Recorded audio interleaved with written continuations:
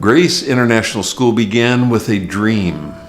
A decade before Grace became a reality, the dream of a school which would serve the missions community in Asia began to stir within my wife and my heart. These dreams were fueled by stories of missionaries who felt they had to leave the mission field and return to their home countries due to lack of quality educational options for their children. There was a great need for a school like Grace to be established in Chiang Mai for so many missionaries all over Asia. When missionary families are faced with a problem of inadequate educational options for their children, there are only three choices available to them: stay in the field and sacrifice their children's education, split the family and send the kids off to a boarding school, or leave the field and return home. In the early 1990s, there were over 2,500 missionaries in Chiang Mai. With missionary attrition rates nearing 100%, Gene Foltz, chairman of New Tribes Mission, commissioned a study that showed that the lack of quality educational opportunities was one of the main causes for missionaries leaving the field. Clearly, there was an urgent need for a school to serve this community. Gene, his wife Sherry, and their children were serving as missionaries in Chiang Mai, Thailand, when God first began to spark Gene's imagination with the vision of what would later become Grace International School. Today, the missionary community has grown from 2,500 to over 5,000 missionaries and nonprofit workers based in Chiang Mai that serve in countries all across Asia. There are a few reasons for this rapid growth. First, Chiang Mai is centrally located in Asia, where 1/3 of the world's population lives within a 3-hour flight, and 75% of unreached people live in the 10 countries surrounding Thailand. This makes Chiang Mai a strategic hub and launching point for ministries and nonprofit organizations. Secondly, the Constitution of Thailand protects the freedom of religion. This means that even though Thailand is 95% Buddhist, missionaries and churches can be open with their faith without interference from the government. In addition, Chiang Mai's beauty, affordability, and amenities make it one of the most livable cities in the world. These factors have led to hundreds of mission organizations and over 5,000 missionaries to base their work out of Chiang Mai, creating the highest concentration of missionaries in the world. And yet one of the most crucial components allowing missionary families to serve in Asia was lacking: adequate educational options for the children of missionaries. Because there were no affordable options available in the early 1990s, many missionary families in Asia were forced to make the heart-wrenching decisions to send their children to attend boarding schools or to live with relatives in the United States. For missionaries Mike and Judy Christian, providing their children with a quality Christian education while keeping their family together was a top priority. Judy and I made some sacrifices when we accepted God's calling into full-time ministry back in 1978. Providing our children with a good education in a healthy environment was not something we were willing to sacrifice. At the time, Chiang Mai did not have any affordable options. When we first arrived, we put our children in a local English-speaking school, but it was not what we felt our kids needed for their long-term growth. During the 1980s, there were two main schools in Chiang Mai open to missionaries in Asia. One of the schools was out of reach for most due to its high tuition costs. The other school was only able to accept a limited number of students and didn't have the teachers or resource to expand. In 1995, Gene Foltz and a few other missionaries, including Mike Christian, began meeting regularly to pray about starting an affordable, Christ-centered school in Chiang Mai. It's a big jump to move from a dream to believing it is a vision that the Lord is laying on one's heart. Psalms 37:4 says, "Delight yourself in the Lord, and He will give you the desires of your heart." But the obstacles were large and looming, some coming from within the missionary community itself. Once I started to realize that this may be God's direction in my heart, I became excited and began sharing this vision with others. I didn't expect opposition. People said things like, "You're going to cause a division in the mission community by doing this," or "This is impossible," or "You will never be able to raise the money for such a large project." But God had plans that went farther and deeper than the establishment of a school. His plans went into the very heart of His truth for the nations. May they be brought to complete unity to let the world know that You sent Me, and have loved them just as You have loved Me. John 17:23. Believers living in unity and oneness are a powerful testimony to unbelievers of God's love for His children. We did receive a lot of positive feedback about the vision, but the negativity from others in our community started to discourage Sherry and I. But we felt a peace of God urging us forward. The interesting thing is that there was some truth in all the statements made. But even if we were not qualified or had no funding and didn't have a universal support from the Christian community, I knew God could turn this impossible dream into a reality. In 1998, Gene established a board of directors represented by 12 mission organizations who had significant presence in Thailand. The newly formed board regularly met to pray and plan for the opening of a school. Through these meetings and God's provision, the school soon began to take shape. How did Grace International School receive its name? The board and I played around with many ideas and names until one day, my son, John, came home and said, "You know, some of my friends and I were talking today, and I told them the only way we're ever going to have a school like what we want is by God's grace. So I think we should call it Grace Academy."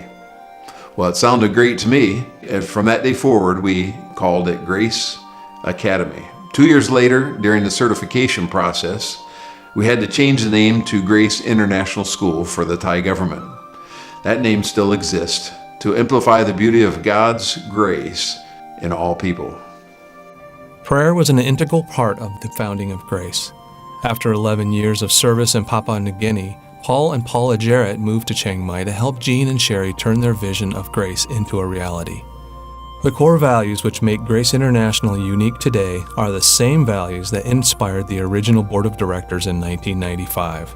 The most important thing that Judy and I did was to pray daily together, and with Gene and Sherry Foltz as couples, we prayerfully believed God was in it. We trusted God for everything. We wanted Grace to be Christ-centered to the core, not just to provide a quality education, but one in which Christ is integrated in everything from athletics and music to math and history. In order to keep the tuition low for families, we took a leap of faith as a board to ask each of the teachers and administrators to raise their own support so that we could give an affordable education to missionaries and nonprofit workers. One of the really incredible things about the teachers at Grace is that they really invest in your lives. And a personal example for me is my business teacher, who would take me out for coffee and find out what I was interested in and really try to pour into me and get to know who I was. Even after high school, he came to visit me in college and really showed me he loved me, which really, really meant a lot to me. One of the largest hurdles in the founding of Grace International School was the need for a permanent location. We didn't have the money to necessarily build a new school. We had raised enough to buy an older facility in town and slowly renovate it to meet our needs. As a board, we looked at over 30 different locations, including a nightclub, a grocery store, and an auto dealership. After an extensive search, we found the location that we felt would be best for the school in our price range. We were ready to close on an old car dealership, but at the closing, the seller increased his price so high, we felt we had to walk away. Back to square one. We were pretty discouraged and didn't know what to do next. Fear started to grip my heart. I had no idea where we would put all these students who had already enrolled, but grounded in daily prayers of our team, we knew the Lord would provide, and He did so in many miraculous ways. Thomasak, a good friend of mine, contacted me, and he told me about his health club that was moving towards a bankruptcy, and it was exactly what we needed for a school. In May 1999, 3 months before Grace was scheduled to begin, the Lord opened the door for them to rent the neighborhood athletic club in a gated community called World Club Land. It would need a lot of work in order for the property to be used as a school. At that time, Thai law mandated that all schools be owned by a Thai citizen. The board of Grace International School would ask Kun Prayat Kunjintana, Dr. Chayun, and Paul Utley, early friends of Grace and leaders in the church, to take ownership and serve at Grace. In faith, the board announced its plan to open Grace International School in August 1999. It was hard for Gene and the board to know then what a blessing this facility would be for thousands of future students over the next 17 years. On July 24, 1999, the board held their first meeting on the new campus. Grace leadership and parents had less than 1 month to transform the facilities from a sport club to a school.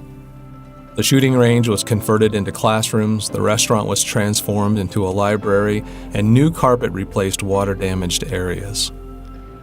People seemed to come out of the woodwork to help. People such as George McDowell organized churches and universities from all over the world to send musical instruments, books, and other materials to help the students at Grace. On August 15th, a major storm hit Chiang Mai, flooding the school only hours before the first day of school was to begin. Determined, parents and staff set about to pump out the water and clean up the mess. 1 week later, Grace opened its doors for the very first time with 169 students, 30 staff, and a heart to serve the missionary community. And it was quite a relief to us, really, to see Grace get started and Caleb to have what looked like a much more stable situation than what he had been facing before. And it was very special because it just broadened his opportunities. It really helped prepare him for future education. It gave us a real sense of him being taken care of as far as educational needs. Grace International School continues to be a place which embodies the values of unity amidst diversity, a microcosm of the body of Christ. God brought dedicated teachers, administrators, coaches, and volunteers from all over the globe to serve at Grace. Each of the 5 mission organizations represented by the Board of Trustees were asked to lead the way in recruiting teachers. Not unexpectedly, each year God has provided the teachers and staff necessary to serve the missionary community in Asia. Throughout the years, one of the best parts of Grace has been the relationship between students and teachers. What you see at Grace is the way teachers pour themselves into the lives of their students and the way they disciple them in and out of the classroom. This is something rare, and that value can't be measured. I can't express what it means to me as a parent to have so many wonderful teachers and coaches investing in my children's lives, both academically and spiritually. Anybody who was bold enough to fly overseas, serve and teach for free, is somebody of strong character and even stronger faith.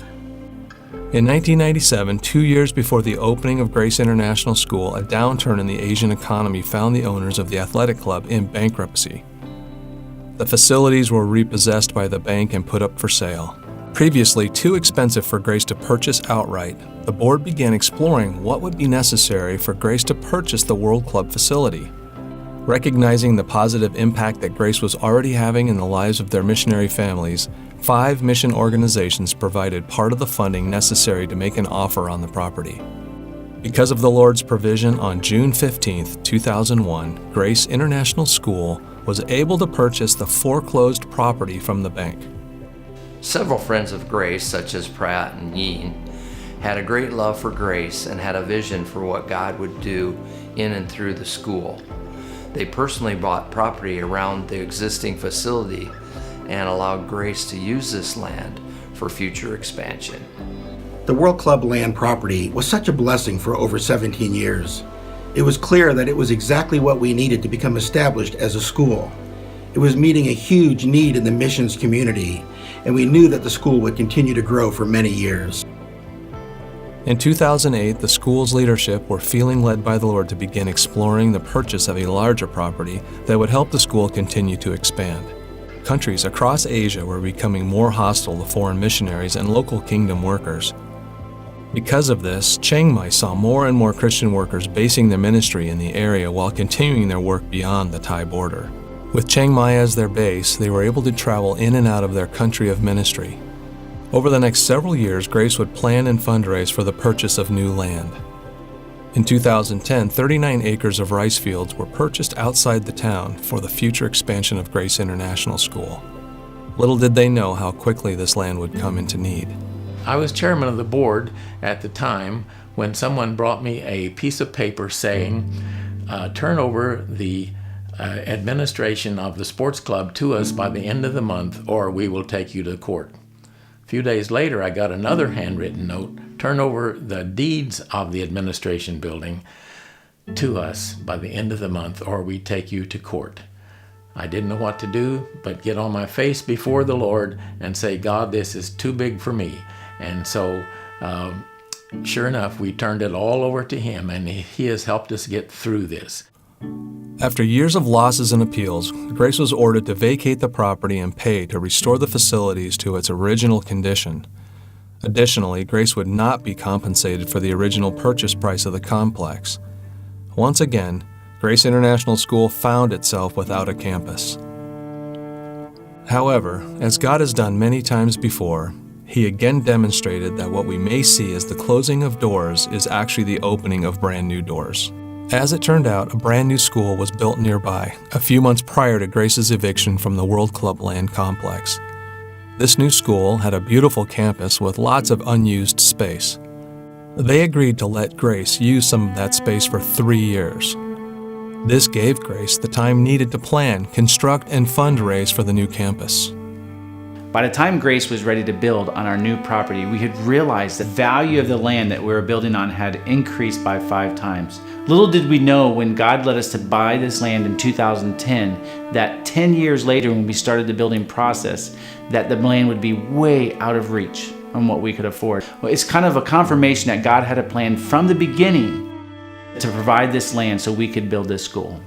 Looking at our new home on the new campus, it's amazing to see how far God has brought us. We have gone from a small house in the 1990s to this incredible campus surrounded by rice fields. It's just beautiful.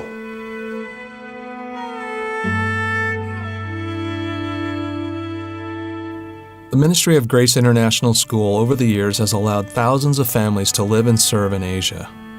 In 1999, Grace served 172 students, representing dozens of missions organizations and nationalities.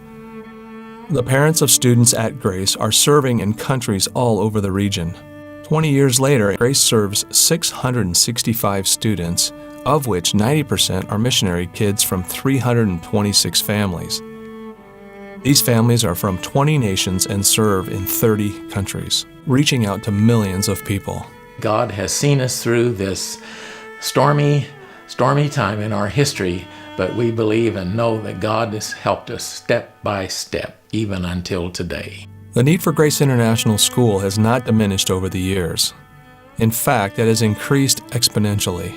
The ministry of Grace has allowed countless missionaries to remain on the field while their children have received a quality Christian education, being loved and discipled by their staff and teachers.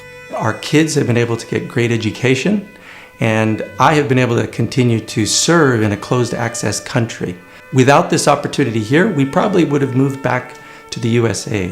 The history of Grace is God's story of provision and faithfulness to His children. Looking back, we can see how each strand of the story has impacted missions in Asia. Because of Grace, a harvest of unity has been sown among ministries in Chiang Mai, and countless people have grown deeper in their faith. Additionally, thousands of students have been taught by example to love God with all their heart, soul, mind, and strength. As a result, many people all over Asia have heard the good news of the gospel of Jesus Christ. GIS belongs to God. It's God's school. We'll be here as long as He wants us to be. In Henry Blackaby's book, Experiencing God, he writes this line: "Find out where God is working and join His work." Well, we feel that was the case with Grace International School. We were fortunate enough to be in a place that when God was wanting to see a school started, we were available. It has been a wonderful journey to see God's hand move in such miraculous ways over the years. We can only imagine how God will continue to use Grace International School to impact His kingdom here in Thailand and throughout Southeast Asia.